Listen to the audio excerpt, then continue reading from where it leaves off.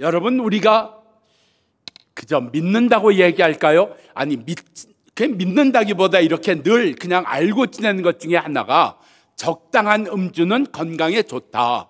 그래서 적당히 술만 먹으면 괜찮다. 그렇게 우리가 알고 지내왔습니다. 그런데 캐나다의 약물중독 연구소에서 이 40년 동안 내려왔던 이 말이 무엇을 근거로 했는가 하는 것을 추적을 했습니다.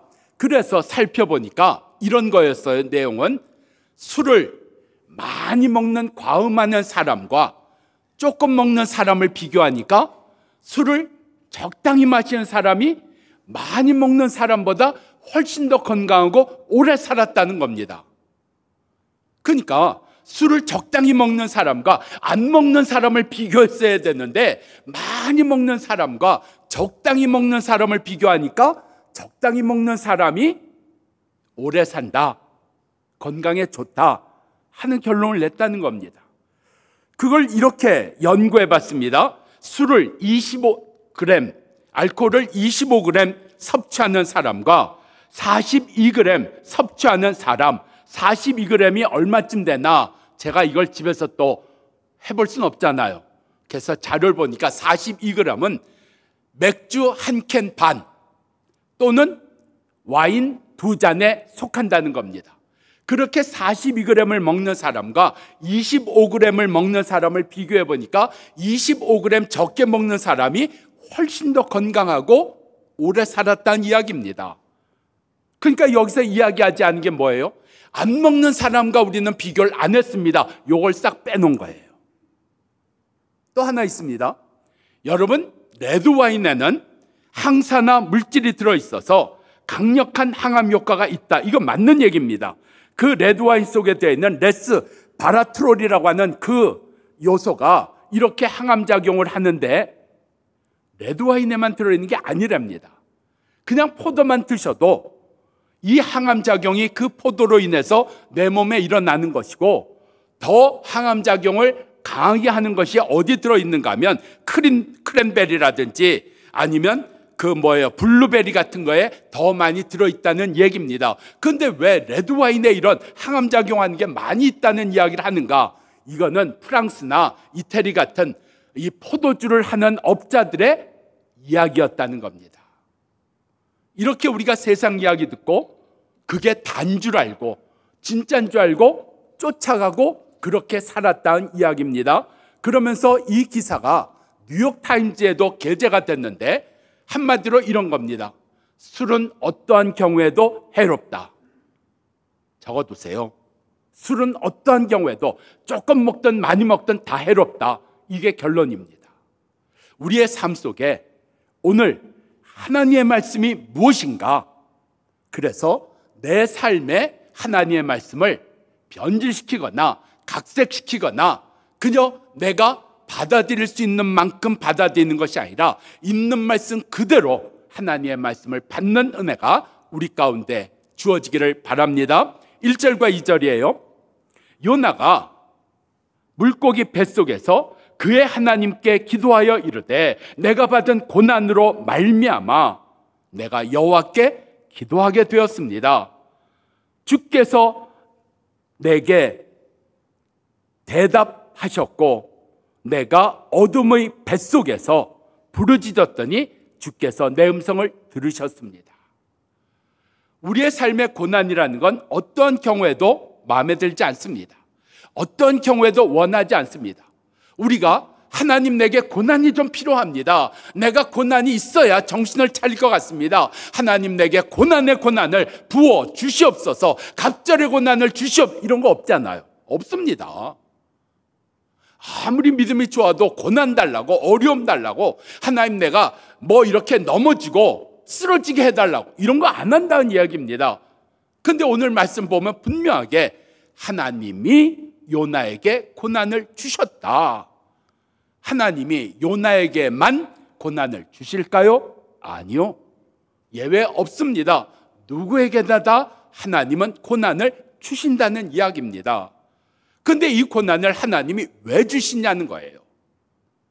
오늘 여러 가지가 있지만 가장 대표적인 게 이런 겁니다. 오늘 장로님이 기도 시간에도 간구하셨지만 우리가 예수 믿고 사는 삶은 이전과 다릅니다. 이전에는 나를 위해서, 내 가족을 위해서, 내 자식 위해서 산다고 누가 뭐라 그러지 않습니다. 그러나 예수 믿은 다음엔 자기를 위해 사는 삶이 아니라 철저하게 이웃을 위해서 나누면서 섬기면서 사는 삶입니다. 근데 요나가 어떻게 했어요? 자기 하나 편하자고, 자기 하나 살리겠다고, 자기 하나 잘 되겠다고 그는 다시스로 도망을 갔습니다. 그런 도망가는 요나를 하나님은 물고기 뱃속에 들어가는 고난을 통해 너는 사람을 살리는 자가 돼야 돼.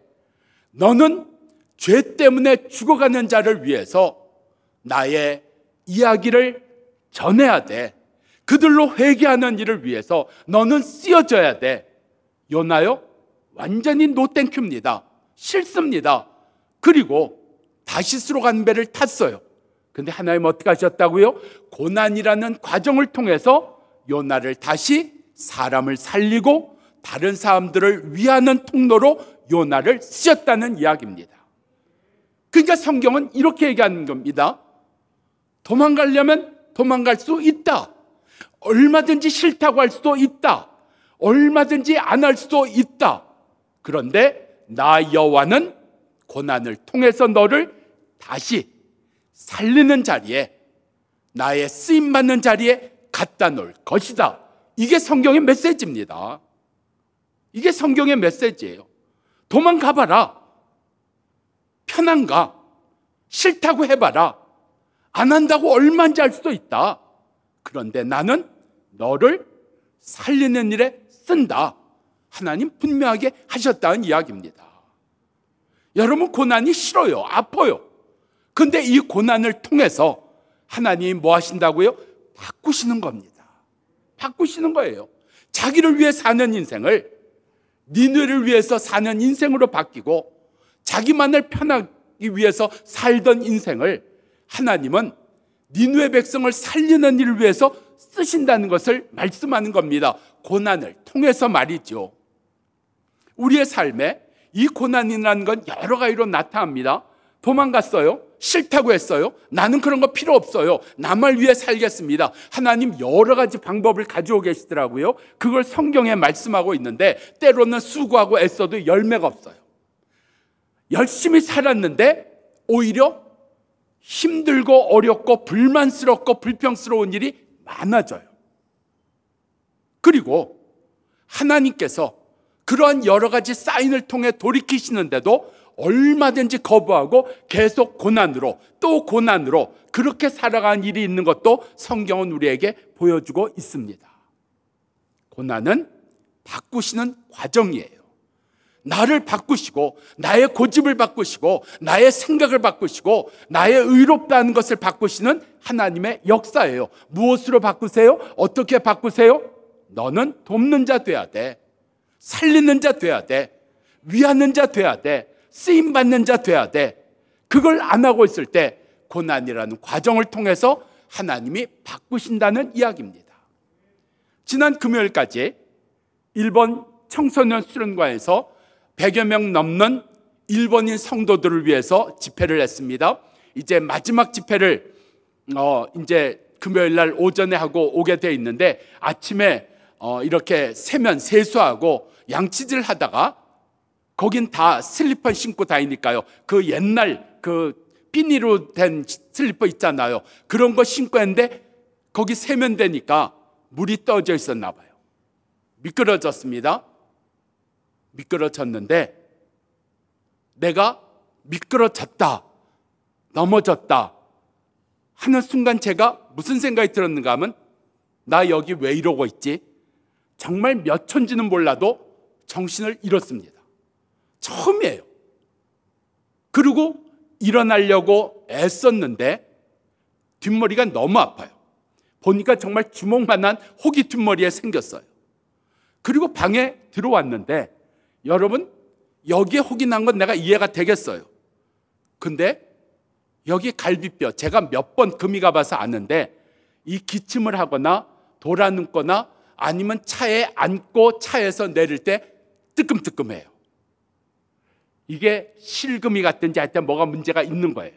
그러니까 이쪽에 혹이 나고 이쪽에 실금 같다. 그건 인정을 하겠어요. 근데 반대편 여기에 손바닥만한 흉터가 생겼어요. 이렇게 시멘트 바닥에 이렇게 쫙 무릎 긁히듯이 말이죠. 아니 이게 왜 생겼냐 말이에요. 그리고 이 무릎팍에 멍이 들었어요. 아니 그렇게 쓰러졌는데 멍들고 여기가 그렇게 상처가 나고, 아니 이렇게 많이 다칠 수가 있나.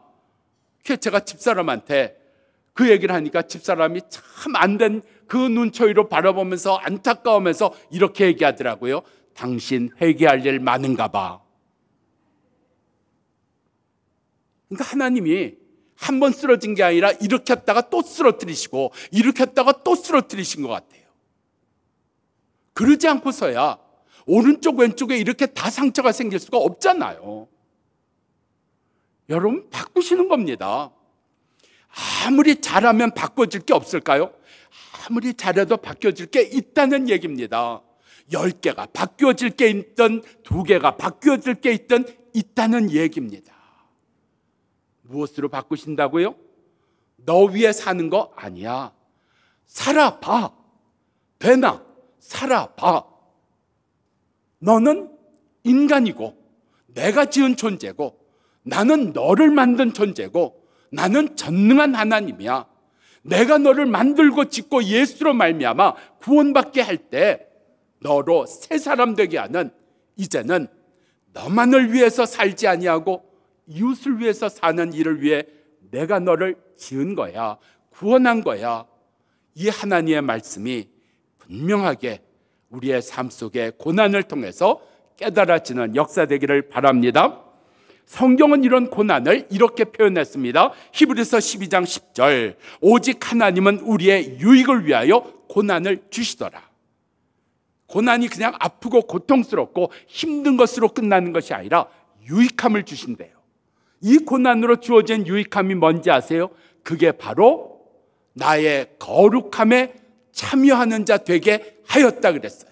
그러니까 고난을 통해서 하나님의 거룩하심과 같은 그 거룩한 자의 삶을 살게 하신다는 이야기입니다.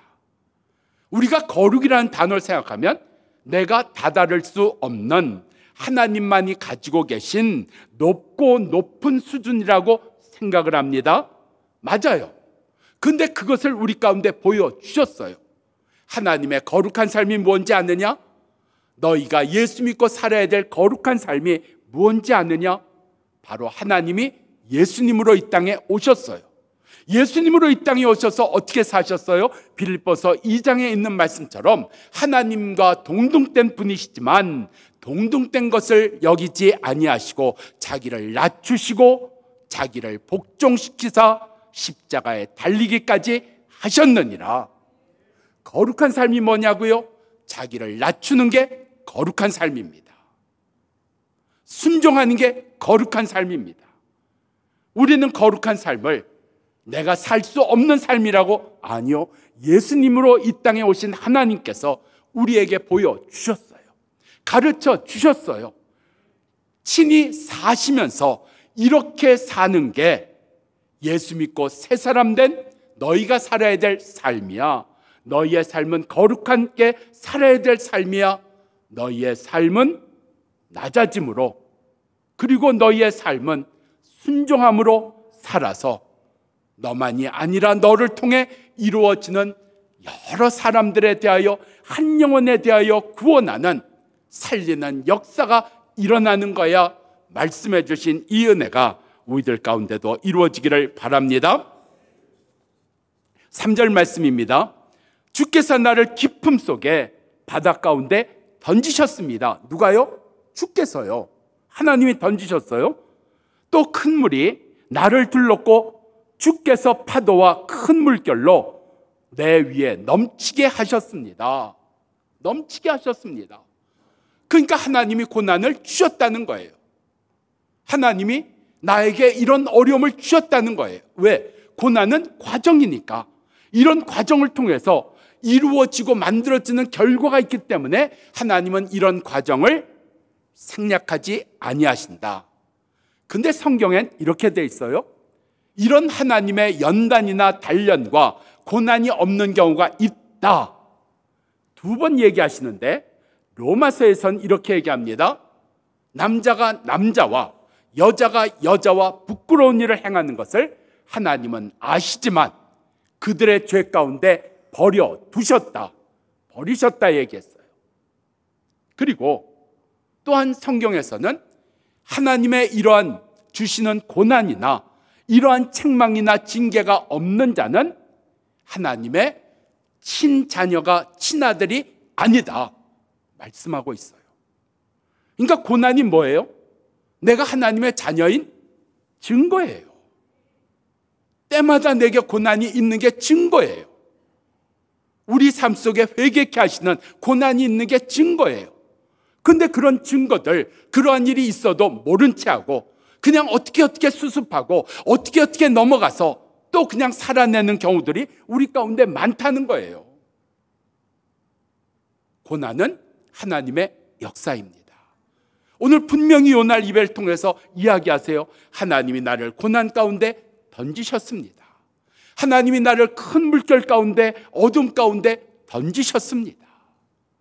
이 하나님께서 행하신 이 일로 말미암아 우리 속에 바뀌어지고 변화되는 은혜, 우리 속에 원망할 것이 아니요 아파하고 괴로워하는 것으로 끝날 것이 아니라 이 고난이 무엇을 뜻하는 거지, 나로 무엇을 생각하라고 하시는 거지, 나로 무엇이 바뀌어져야 되는지 주님 앞에서 듣고 깨달을 수 있는 역사가 우리들 가운데 이루어지기를 바랍니다. 성경은 이러한 고난과 연단이 우리의 삶을 바꾸는데, 우리의 삶을 바꾸는 그 일에 우리의 믿음도 바뀌어진다는 것을 이야기하고 있습니다. 성경에서 믿음을 얘기를 할 때 예수님이 큰 믿음도 얘기하셨지만 작은 믿음도 얘기하셨어요. 너희에게 작은 믿음, 겨자씨만한 작은 믿음이 있을지라도 이 산을 향하여 바다로 던지우라 할지라도 될 것이니라. 아멘. 말씀하셨어요. 그러니까 우리 가운데 믿음의 크기의 문제가 아니라 믿음이 있느냐 없느냐의 문제예요. 믿음이 죽었느냐 살아있느냐 하는 문제예요. 살아있는 믿음이 어떤 믿음이에요? 정금과 같은 믿음, 순수한 믿음이라는 이야기예요. 이 살아있는 믿음이 어떻게 이루어지는가? 성경은 이렇게 얘기합니다. 욥기 23장, 하나님께서 나를 단련하신 후에 내가 정금같이 나오리라. 시편에서 7번 단련하신 후에 고난이 있은 후에 하나님께서 연단하신 후에 또 시편에서는 내 뜻과 내 마음이 단련을 받아야 된다, 연단을 받아야 된다 말씀합니다. 또 주의 말씀으로 나를 연단하신다. 그러니까 말씀으로 연단하세요. 오늘 요나처럼 바다에 던지우는 것으로만 하시는 것이 아니라 말씀으로 내 안에 깨닫게 하세요. 내 마음에 찌르는 그런 하나님의 역사가 있는 거예요. 근데 이걸 다 얼마든지 거부할 수 있습니다. 거부할 수 있어요. 우리의 삶 속에 오늘 이런 고난은 하나님께서 내게 주신 역사다. 내가 변화되어야 될 것 무엇인가, 바뀌어야 될 게 무엇인가 하는 것을 깨닫는 은혜가 우리들 가운데 이루어지기를 바랍니다. 6절 7절의 말씀입니다. 나의 하나님이여, 주께서 내 생명을 구덩이에서 건지셨나이다. 내 영혼이 내 속에서 피곤할 때 내가 여호와를 생각하였더니 내 기도가 주께 이르렀나이다. 지금 뭐예요? 여전히 고난 속에 있어요. 여전히 아픔 속에 있어요. 여전히 문제 속에 있어요. 그 아픔과 문제 속에 있는데 뭐라고 고백해요? 하나님은 나를 건지시나이다. 건지시나이다. 아픔 가운데 있는데, 여러분, 우리가 가장 믿음을 많이 써야 될 때가 언젠가 하면 이러한 문제 가운데, 아픔 가운데, 어려움 가운데 있을 때 믿음을 써야 된다는 이야기입니다. 근데 그때는 믿음을 쓰지 않고 내 마음을 써요. 사람들을 쓰려고 그래요. 내 속에서 오늘 여전히 내가 문제 속에 있고 아픔 속에 있고 힘든 일 속에 있을지라도 내가 그 안에서, 그 문제 안에서, 그 고난 안에서 주께서는 나를 건지십니다. 주께서는 나를 사랑하십니다. 주께서는 나를 지키십니다. 이 고난 가운데 믿음이 분명한 자 되는 역사가 이루어지기를 축원합니다. 지난번에 저희가 장애인 주일 우리가 하면서 잠깐 넘어갔는데, 우리 교회가 매년 장애를 가진 5가정, 또 다문화 가정에 장애가 있는 가정, 그렇게 5가정을 우리가 섬기려고 해요. 그저 제 마음에는 우리가 매년 이렇게 섬기는 일을, 이 5가정, 장애라는 게 뭐 이렇게 한 달 지나면, 6개월 지나면 날 수 있는 게 아니잖아요. 그래서 10년을 이 5가정을 계속 섬겨 나갔으면 좋겠다. 10년을. 우리에게 추천해 주신 가정이, 아이가 남자아이 12살입니다. 근데 어머니가 근디스로피라는 장애를 가지고 있어요. 이게 뭔가 하면 유전성 장애인데 근육이 점점 약해져서 나중에는 심장 근육까지 약해져서 사망에 이르는 불치병입니다. 쌍둥이를 낳는데 남자아이가 태어나면서부터 폐에 구멍이 있어요. 그래서 그 보조기구를 달아야만 그가 평생 살 수가 있어요. 허벅지 뼈가 꼬여 있어서 그가 철심을 박아 교정하는 수술도 받았어요. 이 가정, 그 5가정에 그 사정들이 다 있더라고요. 오늘 아침에요, 우리 교회 음악을 하는 중등부 학생이 찾아왔어요. 엄마와 함께 왔는데, 지난번에 우리나라의 유명한 콩쿠르에서 1등을 바라고 나갔는데 2등 했어요. 초등학교 때는 1등을 했는데, 근데 이 친구가 자기 마음속에 이번에 내가 1등을 하면 1등으로 받는 상금 전부를 내가 어려운 사람을 위해서 쓰겠습니다 한 거예요. 엄마한테 물어보더래요. 교회 헌금은 어디에 쓰여지는 거야? 교회 헌금은 어려운데 또 우리에게 도움이 필요한데 쓰여지는 거야. 그래? 하고 1등이 되면 상금 전체를 자기가 쓰겠다고 했는데 2등이 됐어요. 그러니까 1등 상금에 모자란 부분이 된 거예요. 2등 상금은 적으니까. 그러면 그대로 갖고 와도 되는 거예요. 근데요, 그 부족한 만큼의 부분을 1등 상금의 액수를 자기 용돈을 다 모아가지고 그걸 채워갖고 아침에 왔어요. 그래서 오늘 소개한 이 가정을 섬기는 일에 그 친구, 중학생 친구가 2등에서 받은 상금과 그리고 자기의 용돈을 다 모아서 채운 그 헌금으로 이 가정에 금년에 섬길 것입니다. 신앙은 말이 아닙니다. 생각이 아닙니다. 마음이 아닙니다. 남을 보고 판단하는 게 아닙니다. 내가 섬기는 겁니다. 내가 나누는 겁니다. 내가 찾아가는 겁니다. 하나님은 요나를 버리시고 다른 선지자 보내지 아니하셨습니다. 요나를 고난이라는 과정을 통해서 고치셔서 보내셨습니다. 우리 속에 오늘도 고치시는 은혜, 아프고 힘들 수 있지만 고침받아 나로 살지 아니하고 예수의 사람으로 사는 은혜가 우리들 가운데 이루어지기를 축원합니다.